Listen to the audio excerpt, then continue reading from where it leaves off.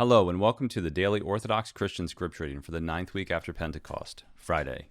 The first reading of the day is from St. Paul's first letter to the Corinthians, chapter 14, verses 26 through 40. Brethren, when you come together, each one has a hymn, a lesson, a revelation, a tongue, or an interpretation. Let all things be done for edification. If any speak in a tongue, let there be only two, or at most three, and each in turn, and let one interpret.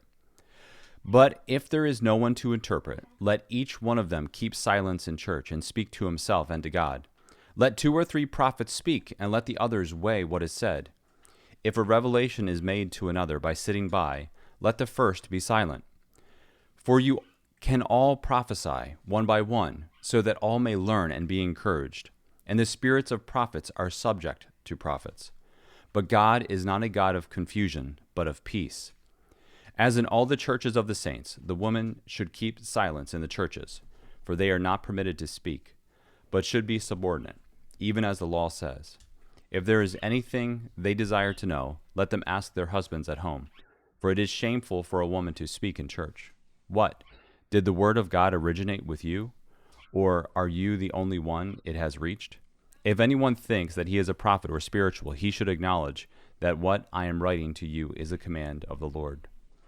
If anyone does not recognize this, he is not recognized. So, my brethren, earnestly desire to prophesy, and do not forbid speaking in tongues, but all things should be done decently and in order. And today's gospel reading is from Matthew, chapter 21, verses 12 through 14, and 17 through 20. At that time, Jesus entered the temple of God and drove out all who sold and bought in the temple, and he overturned the tables of the money changers and the seats of those who sold pigeons. He said to them, "It is written, 'My house shall be called a house of prayer,' but you make it a den of robbers." And the blind and the lame came to him in the temple, and he healed them.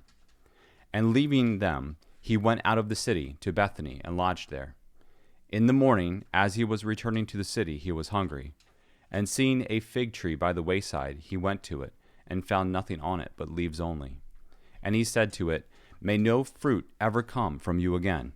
And the fig tree withered at once. When the disciples saw it, they marveled, saying, "How did the fig tree wither at once?" Thank you for listening. Let the brightness of the Lord our God be upon us, and direct the works of our hands to do good. See you tomorrow.